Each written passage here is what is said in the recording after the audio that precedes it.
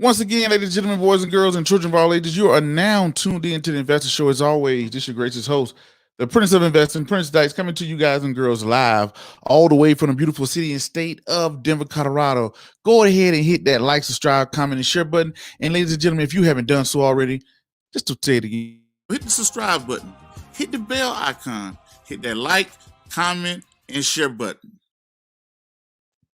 As always, ladies and gentlemen, I don't have a lot of time. And I definitely know you guys and girls don't have a lot of time, so we're going to jump straight into it. If you are catching us live on this beautiful, beautiful Sunday night, or if you're catching the playback, make sure you don't be a stranger. Come by and say hello, all right?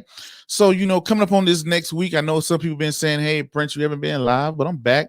We're going to be talking about the Senate passing that $1.9 trillion stimulus. Roblox is about to go public next week. We got inflation data coming up next week. And we know the market has been in almost like a little turmoil situation since, not since, but the market has been in a turmoil situation last week, especially the NASDAQ getting beat up left and right. We're seeing traditional good companies like Apple.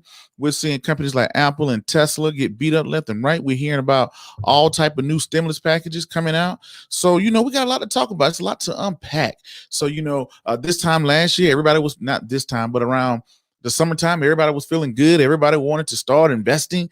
And then all of a sudden now everybody getting beat up around and things are not looking too good. So people are wondering what's going on with the economy. So in today's episode, we're going to address that inflation data that comes out tomorrow. What is inflation? Why is it so important? We're going to look at that stimulus package. We're going to look at Roblox a little bit. And also we're going to be talking about bond yields going up. So the first thing I want to get into, I'm going to open up the phone lines tonight too. If anybody want to call in. Let me get my number here. What was my number? Thought I had my number. Oh, there it is. So if people want to call in, you're going to be able to call in tonight at 724-798-1303. If you are catching this live, call in at 724-798-1303. And also, ladies and gentlemen, this is my first time streaming into Twitch. So yes, I am live on Twitch as well. If you haven't done so already, go ahead and head over to Twitch and follow the Investor Show, the THE Investor, INVESTOR Show, SHOW. So tonight we are live on Twitch, Facebook, and YouTube. All right. So y'all can call in tonight, 724-798-1303 if you want to talk to me live.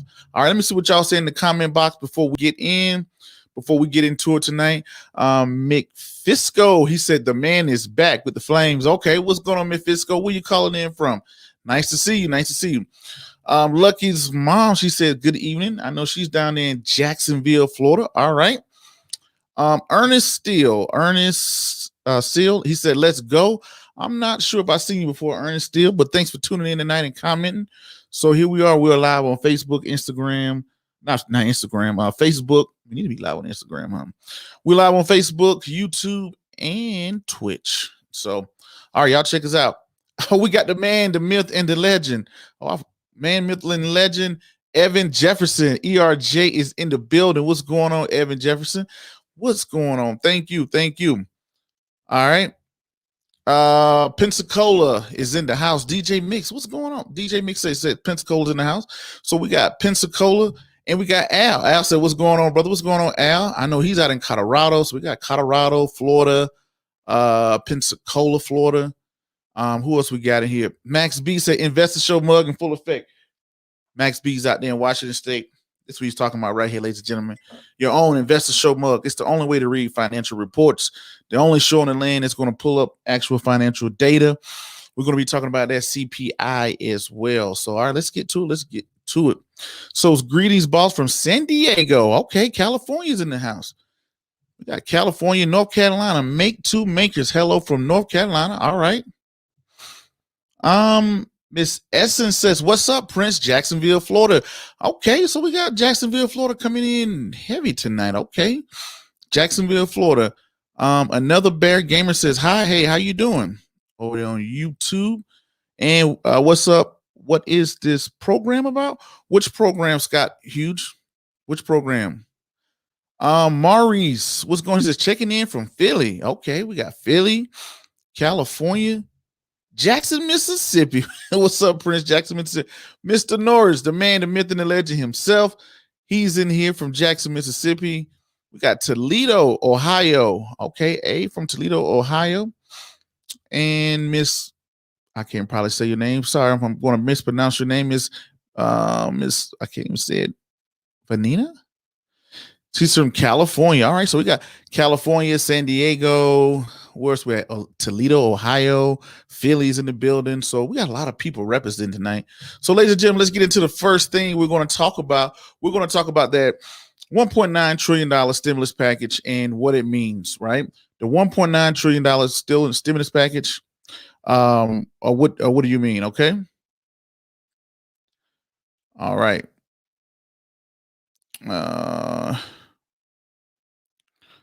All right. So let's get into it. Let's talk about the stimulus package first. I should already had this written, but let me write this down. We're going to talk about the stimulus package. Then we're going to jump into inflation data. Then we're going to get into this Roblox. We're going to look it up together. We're going to look up the S1 report together tonight, but we're going to be in here for a minute tonight. So this is one of the shows. If you're looking for something quick and easy, this won't be the episode. This is the episode I call in, have people call in, talk, and we have a nice little dialogue on the weekend. All right. So let's talk about this stimulus package. We already knew about this. We knew this was going to pass. I won't say we all knew, but looking at the Democrats control Congress and we have a Democratic president, I knew some form of the stimulus package was going to get passed. So this should be no, what is the word I'm looking for? No surprise to anyone. Should be no surprise at all. So we got the stimulus package, $1.9 trillion that it passed the House, it passed the Senate. So let's give a round of applause for them finally getting something done. A little nice little round of applause, getting the stimulus package done. Now the good thing about this is this means that people are going to receive, if you are single and you have a adjusted gross income of $75,000, that means that you will receive $1,400. If you have a adjusted gross income, if you are a single, not a single, but as a family, you're under $150,000, you receive $1,400. So it's $1,400 for every person in the household. So that's I think the first time for kids you got $500. The second time for kids you got $600. This time you're getting $1,400. So that's a stimulus package. That's one thing that Americans probably care about if you qualify. So they're looking at getting that done by the end of this month. Now, they also putting $350 billion of aid into the vaccinations that are going around. They're sponsored by Pfizer and Johnson & Johnson. And what's the other company name? Morena, something like that. And then we also have the good thing that happened. The $15 an hour minimum wage got declined. The $15 hour minimum wage got declined. I'm so happy to see that happen. And not that I don't want everybody to get money, but I'm going to explain why $15 a minimum wage ties into inflation and why I'm glad it got declined. $15 an hour got declined. I'm typing this in. Okay, declined. Here we go. Make sure I ain't spelled nothing wrong like I always do. But $15 an hour was declined. They wanted to put this inside of the stimulus package as well to get minimum wage boosted. I understand the concept of it. Depending on what city you live in, it makes sense, but it doesn't make sense as a federal level. So the first thing I want to say is on that $15 an hour is getting declined. I'm glad it did not get passed. The reason why $15 an hour is not a good idea, in my personal opinion, on the federal level. Now, I understand. I said this a million times. I understand this on a state level. I think this should be something that should be state mandated, not on the federal level, because everybody understand the cost of living adjusts for everywhere you live. Now, if you live in Honolulu, Hawaii, New York City, San Francisco, Los Angeles, Seattle, Washington, what's some other areas that are very high cost, but you guys and girls catch my drift. You understand that, hey, San Francisco, that's a big one. I think I said San Francisco. Honolulu, Hawaii is a place I lived in. So I know New York, places like that, I could understand $15 an hour minimum wage, because you're probably going to need that in order to live in that city. But to make sense of it, it just, for somebody who lives in the middle of, no offense to Alabama, Mississippi, and even some parts of Georgia, it doesn't make sense. If you live on the outskirts of Georgia or South Carolina and these low-cost areas, $15 an hour is absurd. So for prime example, the people is going to kill the most is going to kill the people you're really trying to help out, the minorities and the small business owners. So as a small business, let's say for prime example, I need an assistant. I need somebody to come answer my first answer the phone or to maybe take orders. And I have to pay that person $15 an hour. Guess what I'm going to do? I'm probably going to look into a virtual assistant. Not saying companies aren't already doing that, but I'm going to look into a virtual assistant. Also, look at companies like McDonald's. You walk into the store, you're going to see kiosks, you know. So when you pass a bill and say, hey, companies, you now have to pay somebody $15 an hour, ask yourself the question, where's the money going to come from? The money's only going to come from three ways. One, they're going to cut the workforce, meaning that, hey, instead of hiring 10 people per shift, I'm only going to hire 7 people per shift. So it's going to be people going to get $15, but it's going to be less people. So guess what? You're cutting away jobs to be able to cut this. Number two, the company can just take it out of its profits. Like, hey, you know what? We already make billions of dollars, but we're going to take this money out of our profits to pay everybody else. Why is that not a good thing? That's not a good thing for the simple fact of that's not a good thing because that hurts corporate earnings. So as an investor, I want to see companies make more and more money to see my assets appreciate, right? But if I see when companies are paying more to its employees, that's more money that's going out to pay payroll, that's affecting the cash flow, things like that. Not saying that I don't believe people are deserving, but that's just something that I don't, coming out of corporate earnings, that affects us as investors, right? Because every quarter we report corporate earnings. We want to see if companies are making more and more money, but if the companies are making less and less and less money because they have to pay more for their labor, that hurts the overall growth of the company and financial well-being of the company. Now, the other third reason how a company can pay for this $15 an hour is to raise the price of goods and services. Who wants to see their prices of goods and services raised? Everybody, we can't have both sides of the coin. Everybody says, hey, yes, I want what everybody says, hey, Prince, I think everybody should get $15 an hour, but you love that $1 menu at McDonald's. They don't go hand in hand, right? So McDonald's, they got three options. Either we're going to raise the price, turn the $1 menu into a $2 menu, or we're going to cut the workforce, or we're going to just take the money out of our own pocket and just pay for extra people, right? So I think that how this will hurt people, I think that it's going to do more bad than good is I think that companies are just going to hire less people. They're going to look into getting virtual assistants. They're going to look into getting kiosks. And think about it. My first ever job was Domino's Pizza. I think her name was Tanya Rowland, who hired me and gave me my first ever job when I was 16 years old, my first real job at Domino's Pizza. I think I got $15.15 an hour. And I was glad to have that $15.15 an hour. I was 16 years old. I was like in the 10th, 11th grade or something like that. And I love that job. So if she would have had to pay me $15 an hour, she probably wouldn't have hired me, right? I probably would have got laid off, or maybe she would have hired someone else because I was the only person working there that was in high school. Everybody else was adults. So maybe she wouldn't have hired me because she said, hey, this person is 16, don't even have a high school diploma. Why am I going to pay him or her $15 an hour? I'm from a small town in Georgia. So you got to think about it. It's just not the people who get $15 an hour. What about the people who have already getting $15 an hour? Right now, today, you have people that are working, getting $15 an hour. And if they find out, oh, wow, minimum wage is now $15, I'm not minimum. I need to be increased. So it's just not helping out the little people. The whole entire workforce price is going to increase, right? So I'm all for people getting money. I'm all for looking out for people, things like that.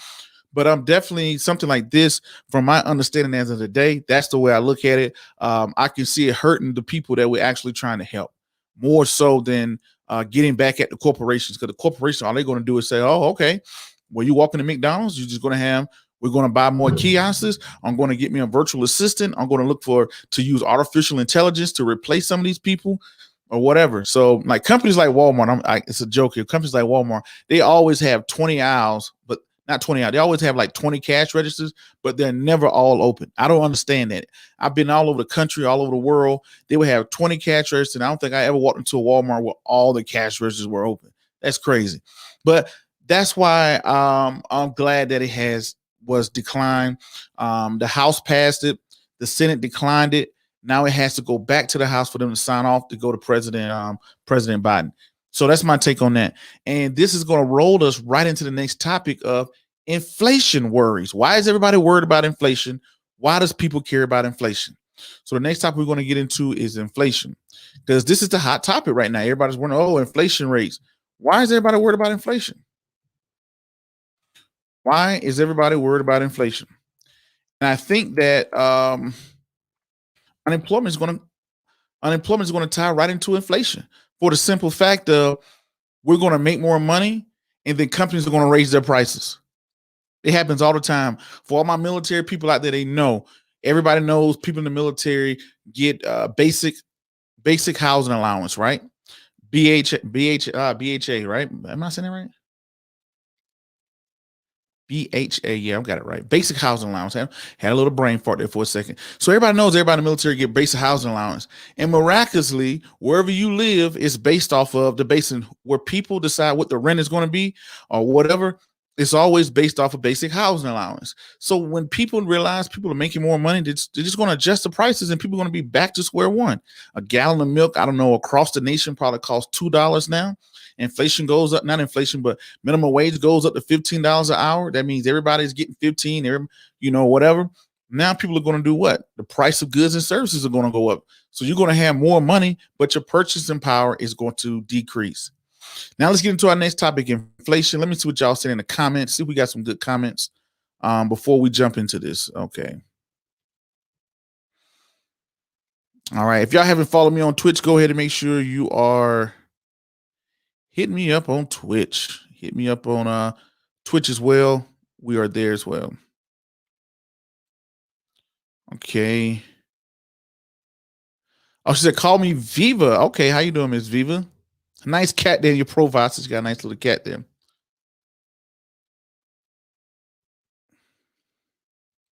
Yes, we are. We are streaming into the Global Children Financial Literacy Foundation as well on Facebook. What is the head of household limit for the stimulus check? For a family, it said 150. Don't quote me on that, but I just saw the simple numbers were $150,000 was the cutoff where you can get the max, and then it starts to taper off. So even people that makes more money, I think it taper off, and I think the limit is like 200,000. I think that's when it stops. So it starts to taper off. For single people with 75,000. So I don't know all the in particular numbers like that, but that's the way to look at it. But if you want to look at a bill here, let's pull it up. I pulled this up. So if you want to go look at the actual bill, it's like 500 pages. So let me see, where is that? Bills. All right, so you can see the actual bill. All right, so this is the actual bill. I think this is one of them. I don't know if this is the last one that they passed, but this is what they look like. You can see this one is 247 pages. And even when they pass the stimulus bill, you can see inside of this bill, I'm getting this from congress.gov. So congress.gov. So you got rebates of individuals. So, these things are pretty long. Economical stimulus, stabilization. So this is S3548 in the Senate of the United States, a bill. This was to provide emergency assistance and healthcare response for individuals, families, and businesses affected by the 2020 coronavirus pandemic. By its interaction, the Senate and the House of Representatives lives in the United States of America and similar. So this is where it starts out right here, right? So they have loan forgiveness in here. They have minority business development agency, a waiver for prepayment penalties, United States Treasury program, delay of, it's all type of stuff in here. It's $1.9 trillion stimulus. So it's a lot that's in here that kind of breaks it down. But if you want to read the actual raw data, the one I seen is congress.gov, but you can see a bunch of sites are reporting on it as well. So hopefully that kind of helps you out there, at least to some degree. He said inflation go burr. Another gamer. What's going on? You got it right, Miss Viva. Modern. That's the name. That's the other one, the other company that I was talking about with the stimulus packs. You're right. Scott Hughes just said, I hope this doesn't put the country into a recession later because of this. And we're going to talk about that. We're going to talk about one of the big concerns right now is inflation. why we're concerned with inflation, why inflation is not a good thing. Cleveland, Ohio is in the building. Toledo, Ohio, and Cleveland. He said, aren't they penalizing Nugis Roy said, aren't they penalizing companies for not increasing wages? That was a proposal, but what they did was they want to give tax incentives to companies that do pay their workers more. So I know that the Democrats in the House were kind of proposing, hey, what if a company does pay somebody well? Do they get a increase or do they get a tax benefit or something like that? All right. They wanted to penalize, but I knew that wasn't going to make it through what you call it. You're right, Scott. You just said they would just hire less workers if it passes. I think the United States already paid the base pay cost of living anyway. Some companies do.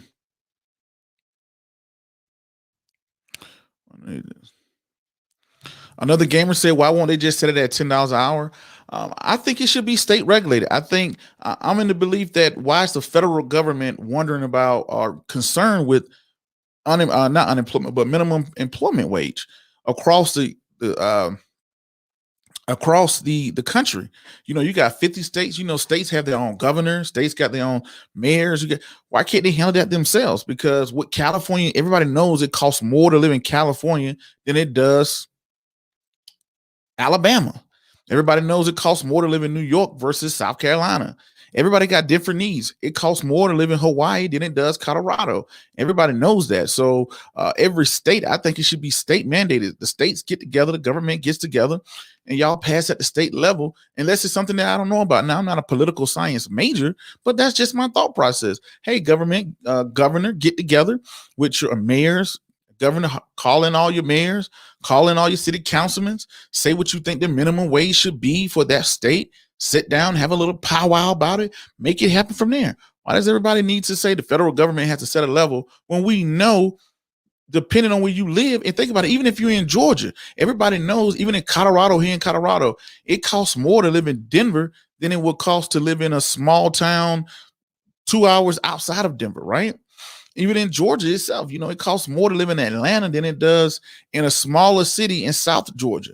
Even in California, everybody knows it costs more to live in San Francisco than it does to live in Northern California. So that's another thing why I say, hey, it's too much, too convoluted. It's just ridiculous to double it.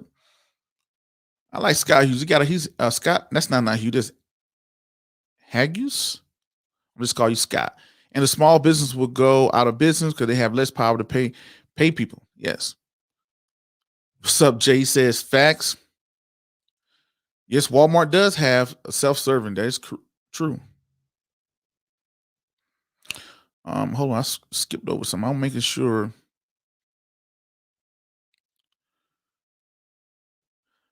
Oh, I didn't, Abe, anything about student loans in this bill? I did not see anything about student loans in this particular bill. I know a lot of people voted for Biden and said, hey, relieve student loan relief. I'm agreeing to that to a certain degree.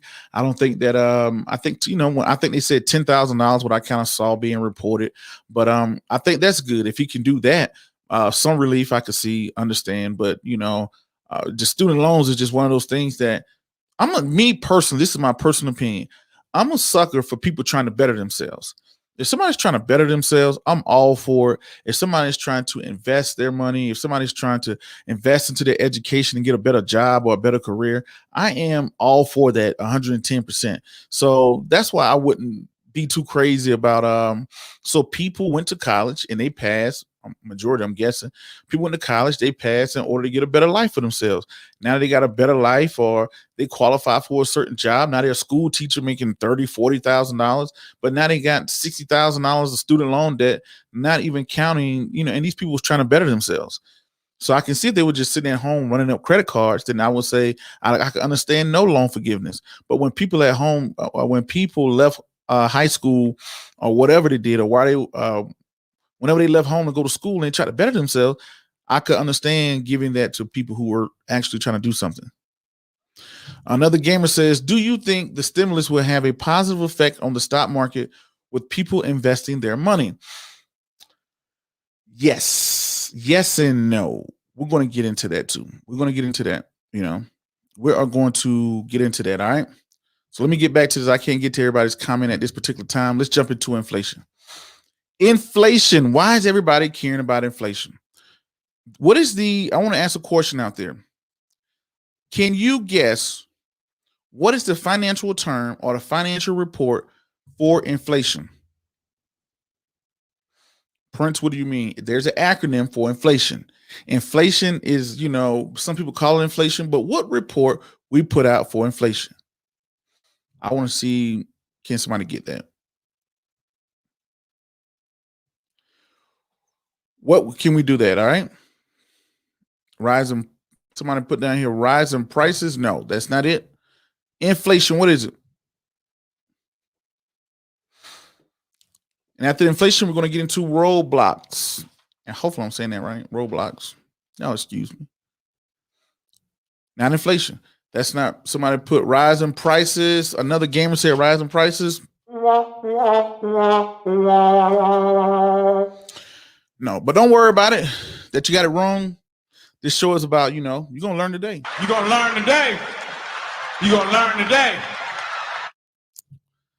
Scott said GDP. You're going to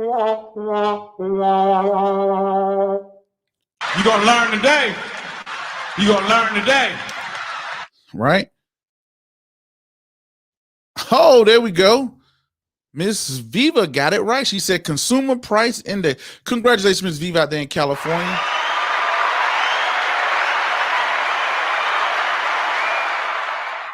So for everybody there, GDP is the gross domestic product. The CPI is the consumer price index. So the new CPI comes out. You're right. Now you got it right, Scott. Another gamer, you got it. You wrote it down here. You got it right as well. Scott, you got it right as well. So CPI, this is a consumer price index. Why do we care about the consumer price index?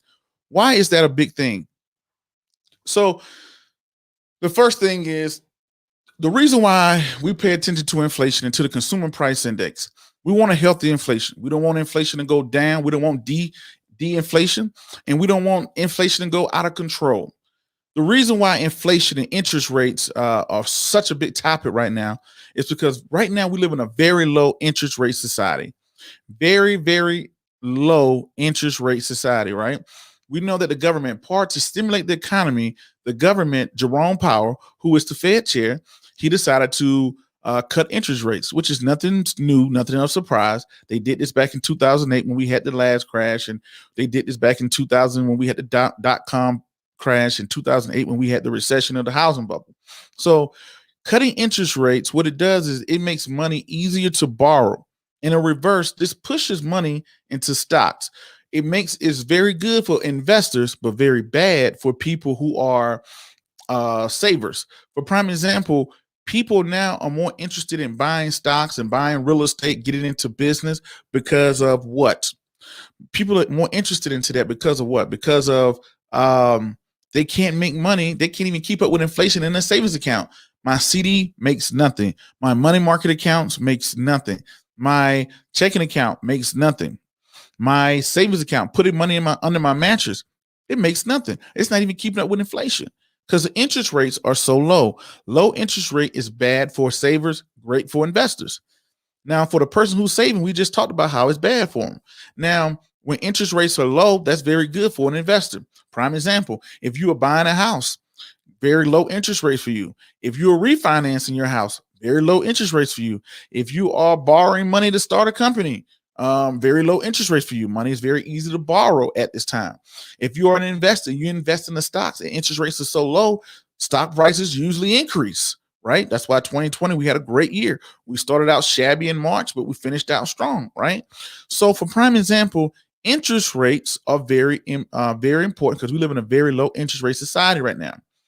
Now, when you have low interest rates, which is pushing up the market, which is making money easy to borrow, and then at the same time, you are passing stimulus packages. This is stimulus package number 3. You're pushing money into people's hands. Now, which report I read earlier today, it was the, was it retail? Oh my God, I can't think. It's on the Bureau of Labor Statistics, but it was speaking about how people are making more and more money due to stimulus packages. Due to these stimulus packages, people are picking up money. People are getting stimulus checks. People are getting stimulus check after stimulus check. So people are taking this money. Great. It may increase the demand for goods and services. When people have money, it increases the demand for goods and services. We can see this on the retail report that's put out by the Census Bureau, right? So a lot of people, look, unemployment. I didn't even speak about unemployment benefits increasing and being extended. They're trying to push this because unemployment extends on March 14th. So when you have very low interest rates and you're pushing money into the market, pushing money into people's pockets, that increases the demand for goods and services. What happens? Let's go to economics 101. What happens to prices when supply stays the same, demand goes up? What happens to prices? If supply stays the same and demand goes up, what happens to prices? Economics. Remember that economics class y'all took, right? So the whole thing is when you have unemployment, when you have supply staying the same, and then you have when you have supply staying the same, meaning that people are having the same amount of supply, and then also you see the demand for goods and services going up, what's going to happen to prices? What's going on? Data there on YouTube. There you go. We got a couple people. Data CI said they increase. Good job. Good job, Max B. Max B got it. Look at that. Look at that. Everybody. You know, I'm not messing with you, Randy. Supply and demand. So what about the Randy? I'm not messing with you tonight. People said they go up. Lucky's mom got it, said they go up. Now Power said they go up.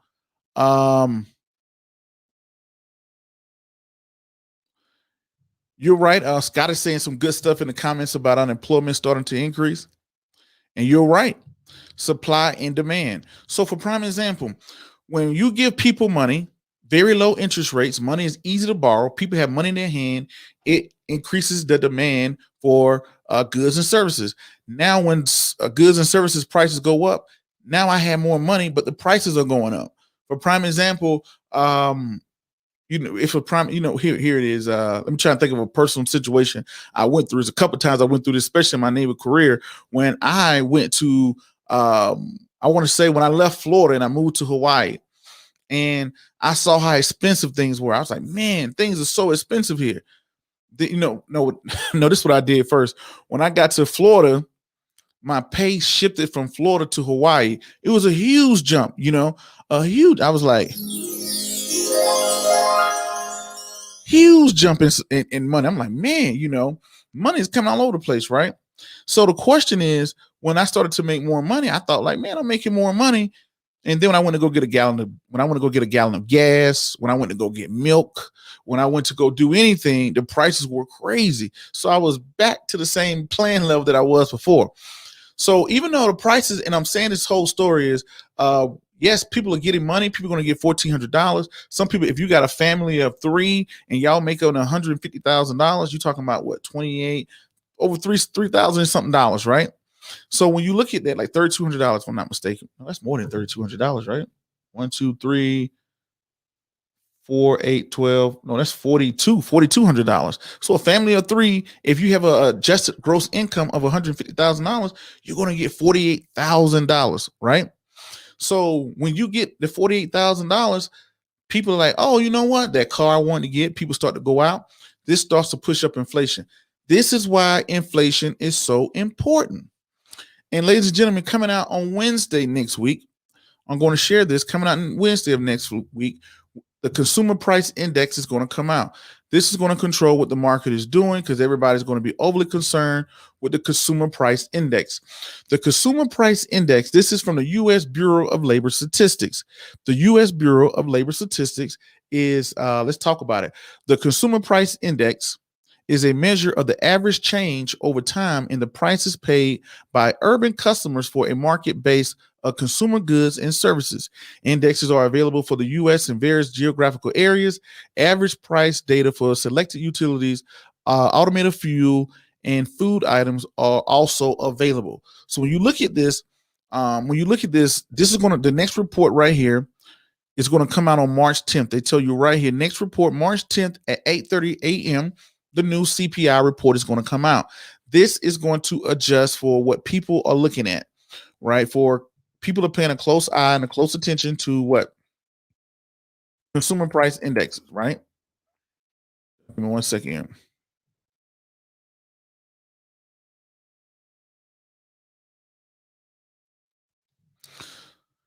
So yes, so that's a big deal there. When you look at consumer price indexes, that's what's going to be coming out. Hopefully, y'all took something away from that.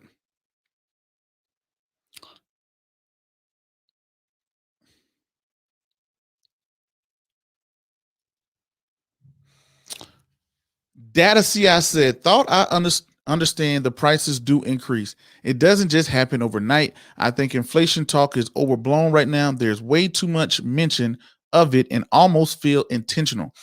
I'm right there with you, Data CI, but you got to think about it. The stock market itself reacts very quickly to anything. You got to look at real estate. Real estate has been trucking right along during the pandemic. Real estate has been tracking along right along the well. Right along the way. So real estate is slower to react to economical data. The stock market will react like this. Bam. Come Wednesday, when the CPI report comes out from the U.S. Bureau of Labor Statistics, I think that was BLS. Make sure I got the right one. Yes, US Bureau, BLS.gov for the people that's catching this on the volume, on the audio. But soon as this happens on Wednesday, you got to understand the stock market reacts. It's very volatile. It's going to act right then and there. Bam. Right.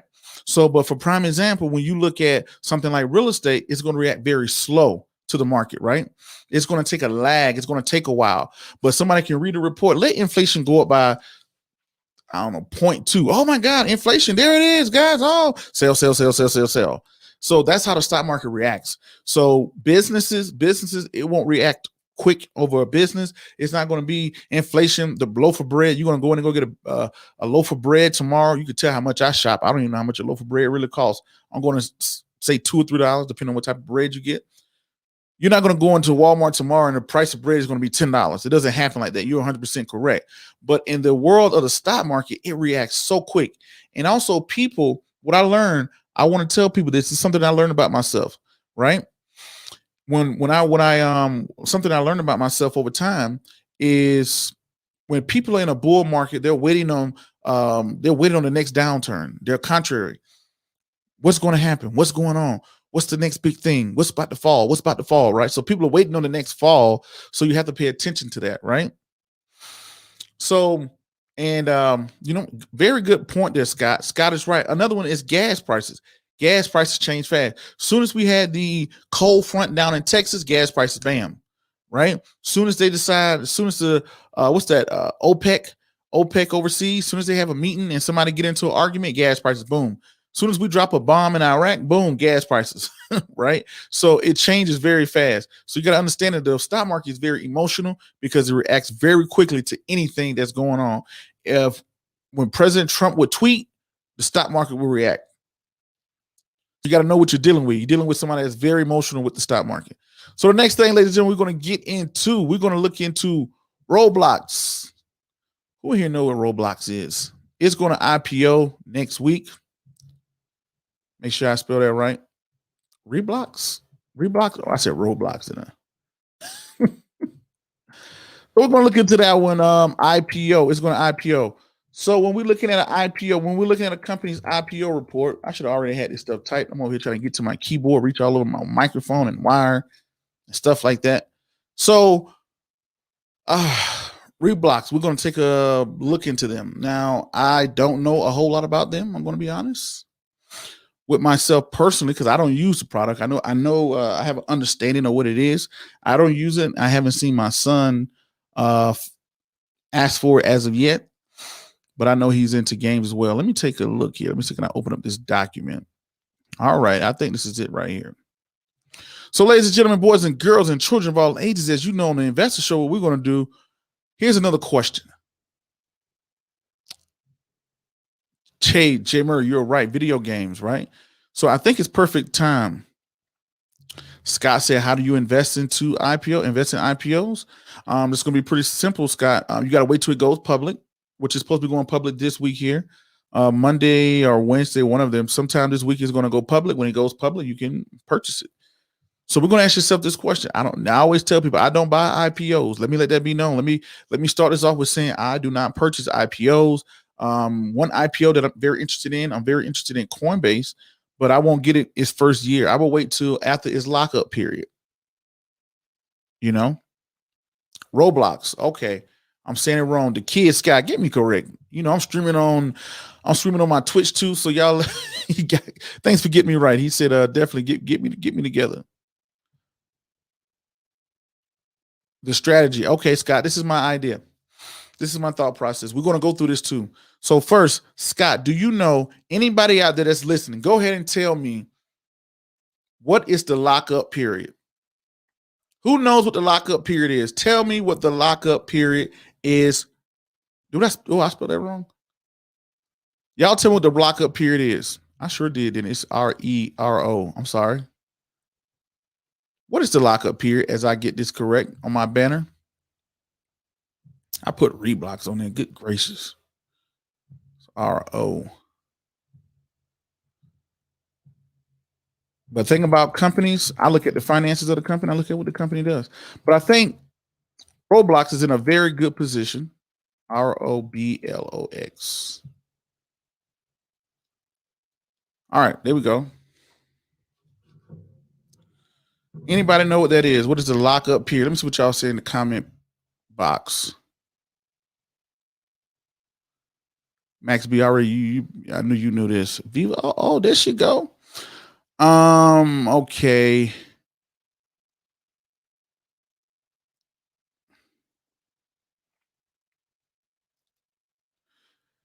Data said, I thought there wouldn't be a lockup period with a direct listing. That actually probably never happens because no matter what you invest in, there's always people that was original investors.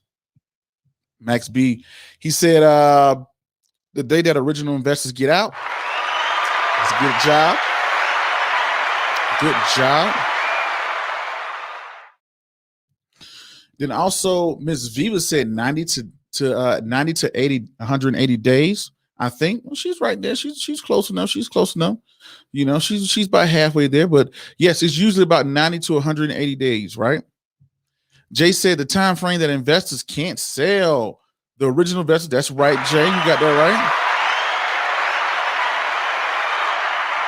right. There you go. There you go.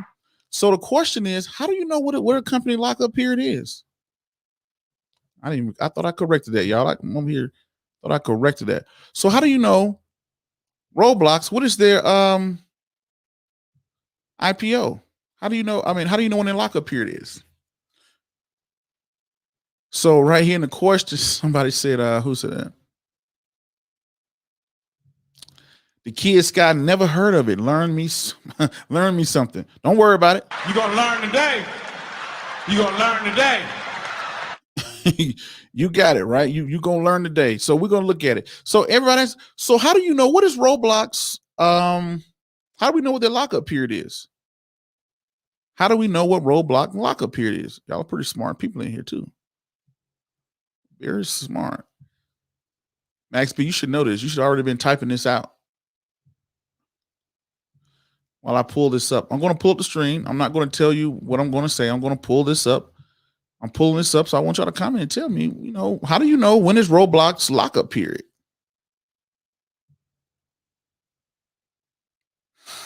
Where are we at? There we go. What is Roblox lockup period?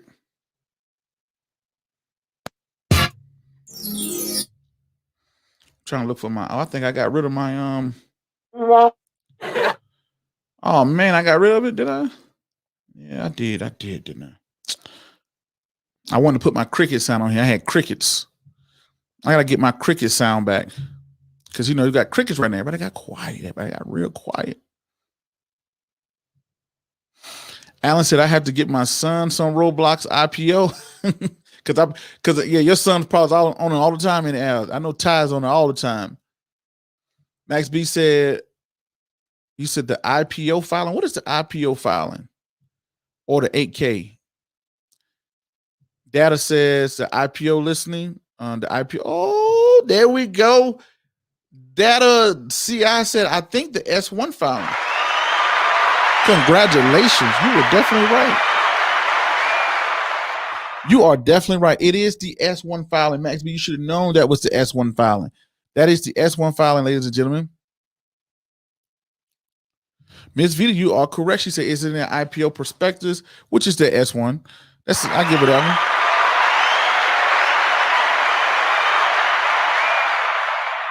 So here we go. We're going to go ahead and here we go.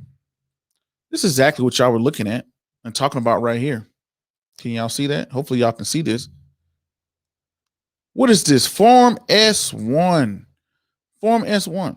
You're right. Y'all said it. Y'all said it correct. It is in the S1 filings. But I'm going to ask you this question. Where in the S1 filing? Let's go to the table of contents. Where in the S1 filing can I find about Roblox? Roblox. Where in the S1 filing can I find the lockup period? Now, Scott was asking me earlier. He said, Prince, what is the hey, how you doing there, Miss Ruby down there in Memphis? How you doing? I saw her in the comments. Now ask yourself this question. Where in the S1 filings can I find on this table of contents? It has about the prospectus summary, risk factors, industry market data. And it's a bunch of stuff in here. Business, management, executive compensation, certain relationships related to parties, stuff like that. So while we look at it, while y'all tell me that, I'm going to look up. Let's go ahead and get into it. Let's see what Roblox is all about. All right. We're down to what everybody wanted to see while y'all are here tonight. The Roblox IPO. The Roblox IPO. All right. Here we go. So right now they say they got 32 million daily active users, 30 billion hours of engagement, 1.9 billion bookings, and they have 924 million in revenue. They got a net loss of 253 million, operating cash flow of 524 million. So it's an unprofitable company. That looks like the dude from Old Town Road. Is that him? Is that the Old Town Road guy? Little Nas X. They got him in the prospectus. So it's a game, right? I think it's a bunch of games on the inside. I'm not 100% how it works. But I like to go here. I like to go to business first. So right here, let's look at the business of Roblox.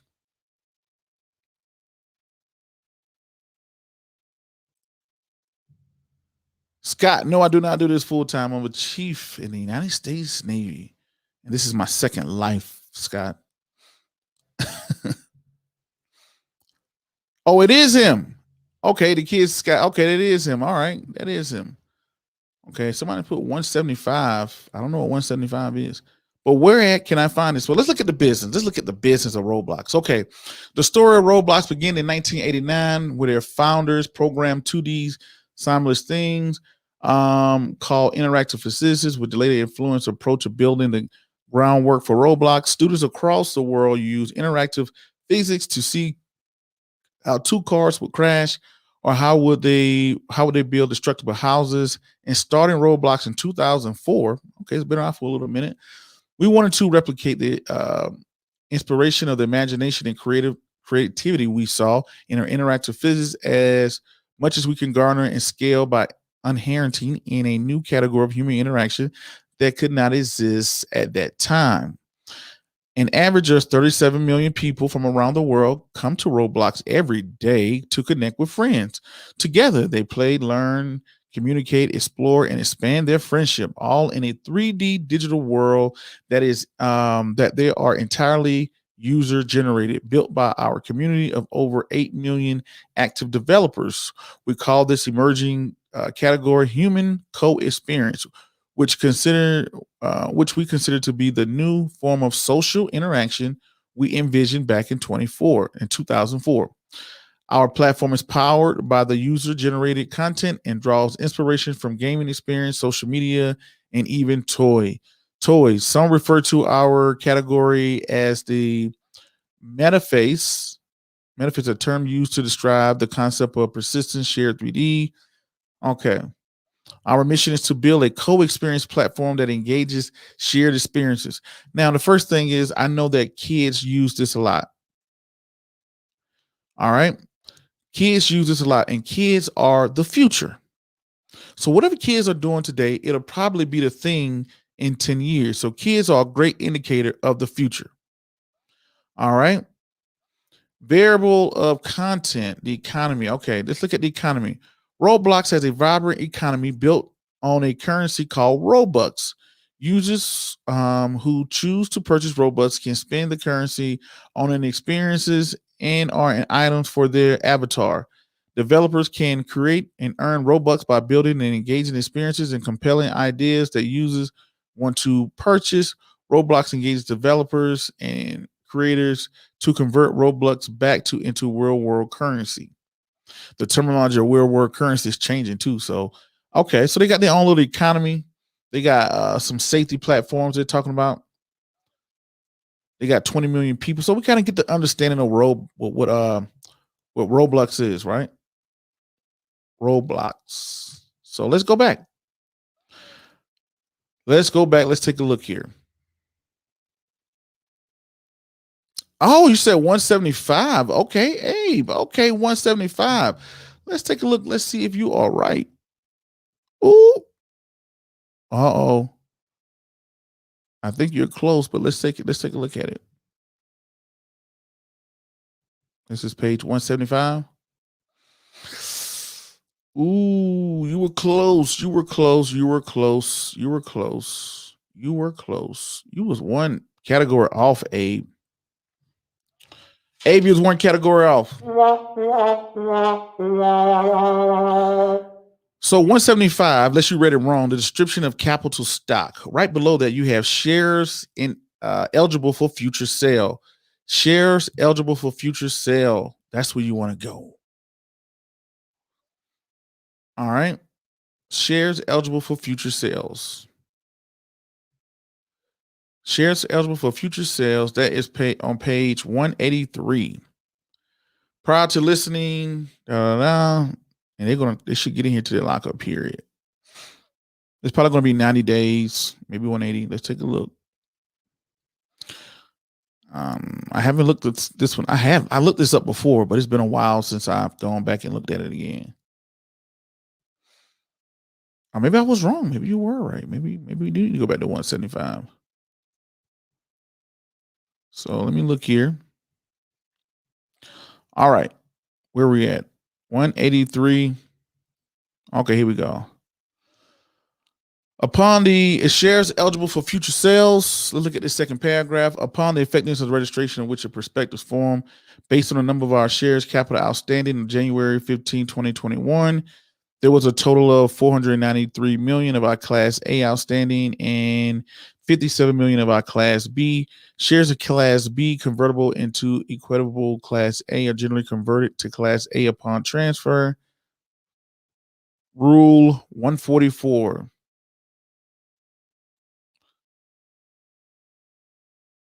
Okay, let's see. In a general rule 144, that our affiliates or persons sharing Class A on behalf of affiliates entitled to sell within 3 months. There it is. There we go. Within 3 months. Okay, so let's look at it. In general, Rule 144 provides our affiliates, our persons selling shares of Class A common stock on behalf of our affiliates are entitled to sell within any 3-month period a number of shares of common A that does not exceed greater than 1% of the number of shares of the capital stock of outstanding or the average weekly trading volume of Class A stock during 4 calendar months, 4 calendar weeks preceding the filing of notice on the Form 144 rule. Sales of common A, sales of Class A common stock may 144 on affiliate shares of Class A. Okay, not giving me all the way. Look a little bit more here. So right here, this was a little different. It says within three months, which is 90 days. So here we go. Here we're learning something new here, that within 90 days they cannot. Within 90 days, they cannot sell 1% of the capital stock of the shares outstanding, the average weekly trading volume. This is so the stock just don't crash. They don't want to have it where one day everybody just tries to get out and capitalize and all the stock just crashes at one time. Right? You says, what do you see 180, Viva? Viva says she sees 180. What page are you seeing that on? Also, Scott is saying he said on 90. See, okay, there you go. She said, wait. I was looking. She said I was on page 60 reading about 180 days. Ha. Okay, 90 days it is then. Okay. All right, Miss V. We got it right. Okay. So let's take, what is today? March 10th. You're looking at March to April, April to May to June. So June is when people can start to sell the stock. Two things that happens within a 3-month period in that 90 days. One, the reason why I like the 90 days, well, I don't buy IPOs because they're gassed up. Everybody's excited. I mean, I looked at the S1 report we're going to look at the S1 report as well we're going to go to finances too. We haven't got onto the finances rule, to the financials of the actual company, but we're going to look, right? So the thing about it is IPOs, they come out, they're extremely hyped. Everybody's going to talk about it. Everybody's going to jump in. Everybody's going to try to get it. The stock is going to run up crazy. The media is going to do fake news. I like to call that fake news. They're going to say, oh, the stock listed at $30 and it ended the day at $50. Oh, it went up 80% in one day. I got hiccups. Y'all excuse me. That's not true. When they said the stock listed at $30, by the time a regular person can get into it, they probably won't be able to get into it till it's like $50. Give me one second. I'm gonna hold my breath to get rid of these hiccups. Let me get a sip of water.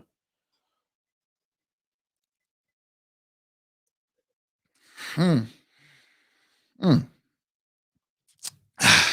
we go. They get rid of those hiccups there. I'm sorry about that. But the thing about it, ladies and gentlemen, just look at it. So these stocks run up on the IPO day. Everybody's excited about it. Everybody's going to talk about how well it did on the IPO. They're going to be ringing the bell. Everybody's going to be on all the media outlets about Roblox IPO. It's going to run up to $80 or whatever the price is going to come out at. And then it's slowly going to start to decline.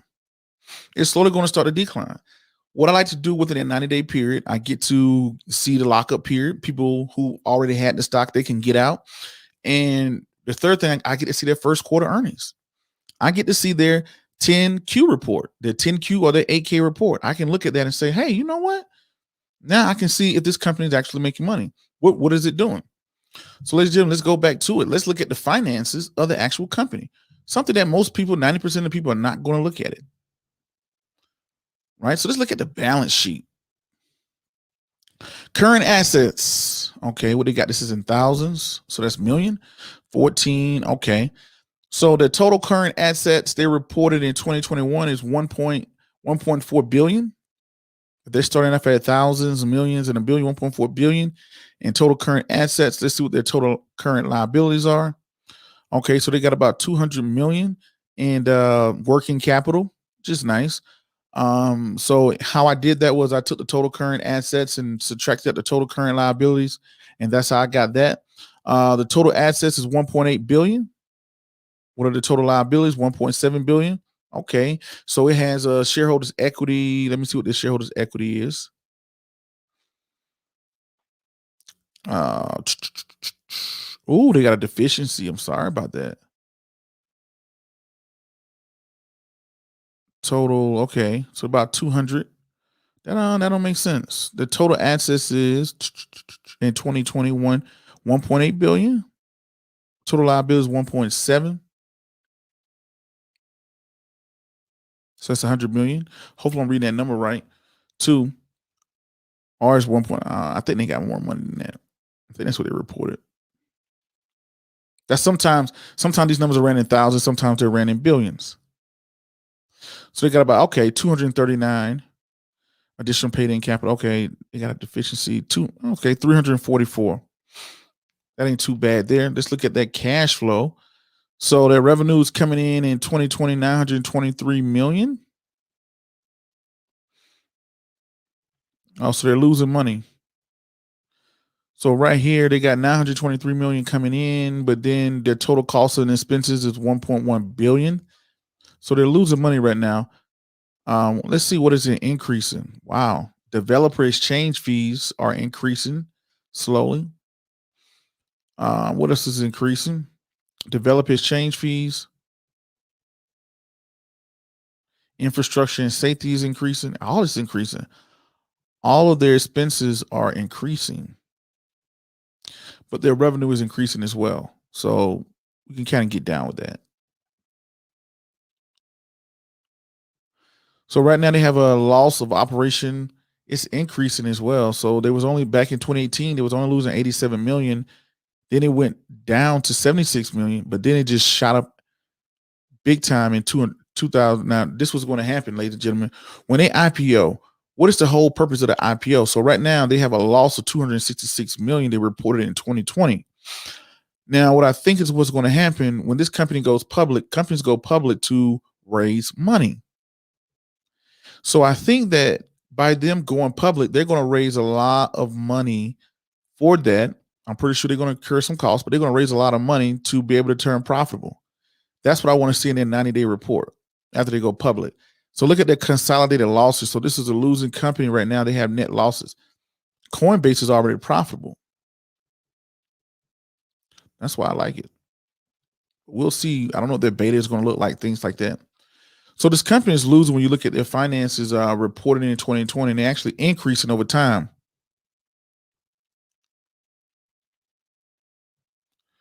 Boom. There you go, Scott. Selling the stock to raise capital. Selling the stock to raise the capital. General administration. You're right. It doubled. So they're probably hiring more people. General and administration doubled. They're probably hiring more people to facilitate all this stuff. Okay, somebody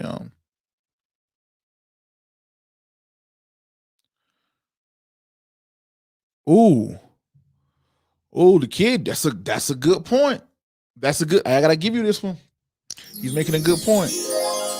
The kid Scott said the only reason for them entering the market is because the fear once COVID is over, children would no longer play their game. Ooh, children might go out. The children may. That's a good one. They may just disappear. They may just. Oh, that's a good point. I didn't think about that. But the only thing about it, they're coming here to raise money, and that could be a concern.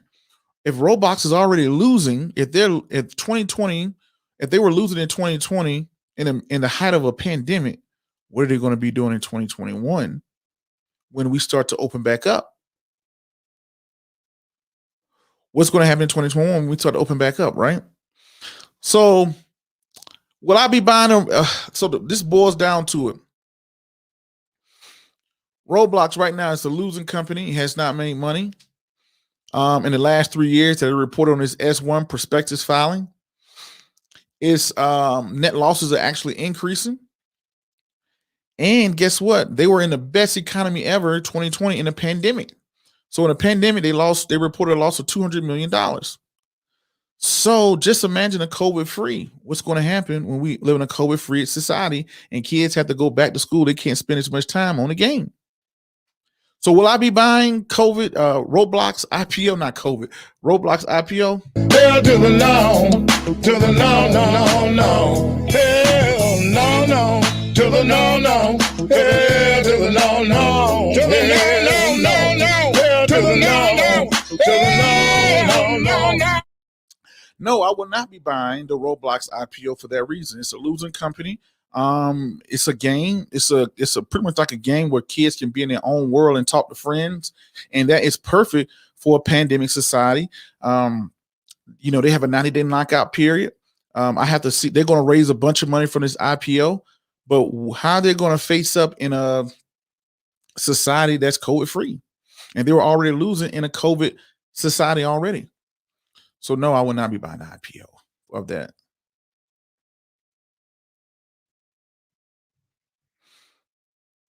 So I will not be buying the Roblox IPO for that reason. So hopefully y'all got something out of that.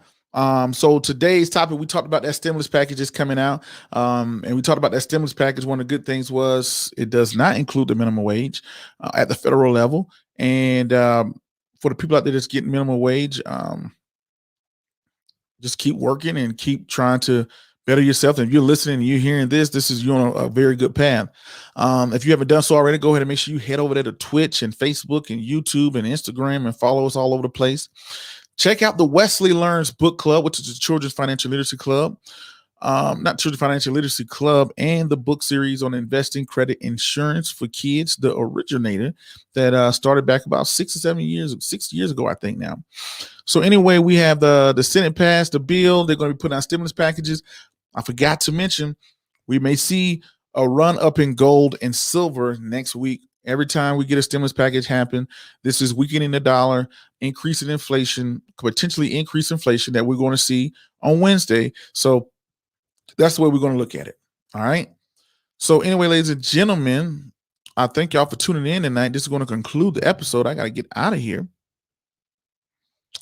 Make sure I'm not missing anybody's things down here.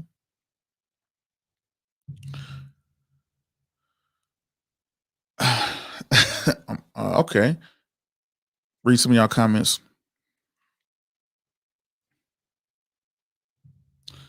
How you doing, Miss Nicole Young? Hi from California. Love watching you. Appreciate it. Thank you. Thank you for tuning in.